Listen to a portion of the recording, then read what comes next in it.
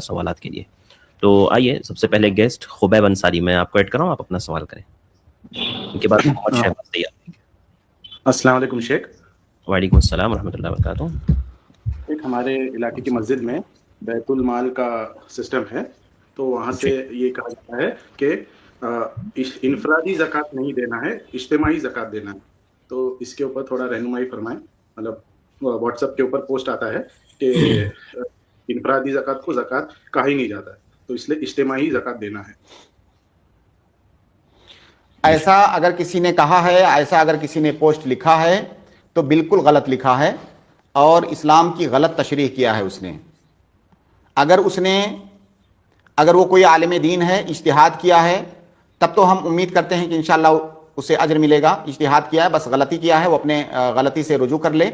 لیکن اگر کوئی آدمی خواہشات نفس کی بنیاد پر اپنی کسی مصلحت کی وجہ سے اگر کوئی آدمی اس طرح سے لکھ رہا ہے تو وہ آدمی گنہگار بھی ہوگا.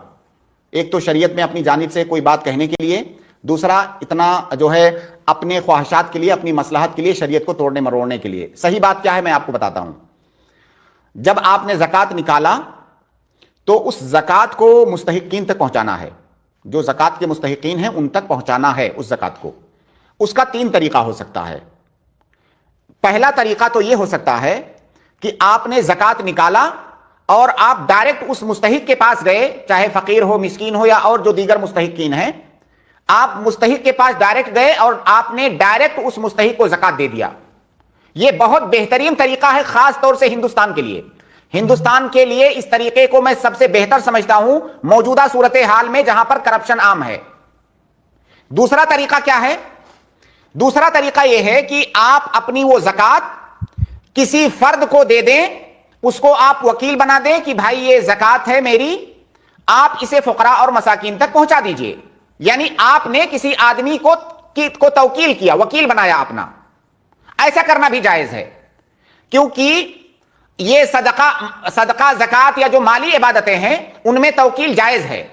تو کسی ایک فرد کو آپ نے وکیل بنایا کہ یہ زکوٰۃ کا مال آپ مستحقین تک پہنچا دیجئے، ایسا کرنا بھی جائز ہے. تیسری صورت کیا ہے؟ تیسری صورت یہ ہے کہ اگر وہاں پہ بیت المال قائم ہے، ظاہر ہے اسلامی حکومت میں ہم لوگ نہیں ہیں.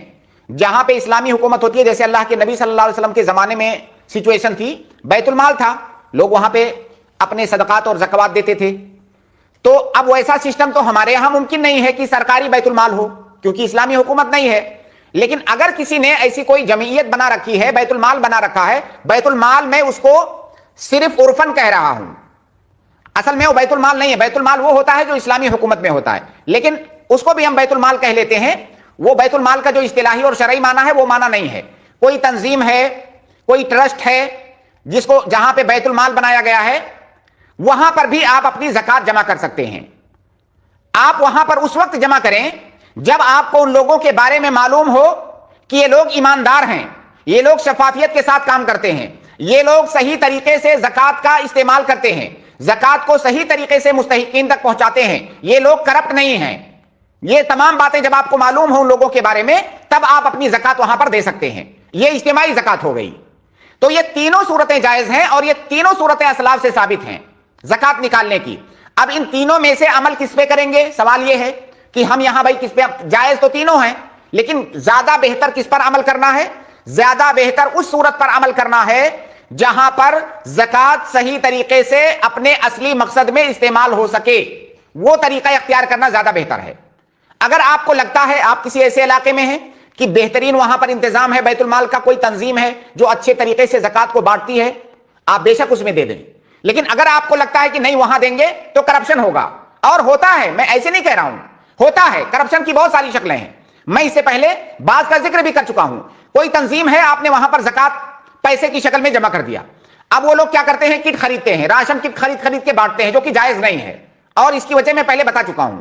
دوسری غلطی وہ لوگ کیا کرتے ہیں کہ زکوٰۃ کا وہ مال 6 مہینہ 1 سال تک رکھے رہتے ہیں، نہیں دیتے ہیں، تھوڑا تھوڑا کر کے بانٹتے ہیں. ایسا کرنا بھی جائز نہیں ہے. وہ ان فقراء اور مساکین کو پریشان کرتے ہیں، یہ بھی جائز نہیں ہے. ان کے اوپر احسان جتلاتے ہیں، یہ بھی جائز نہیں ہے. ان کو ذلیل کرتے ہیں، یہ بھی جائز نہیں ہے. لائن لگوا کر کے ان کا فوٹو لیتے ہیں، یہ بھی جائز نہیں ہے.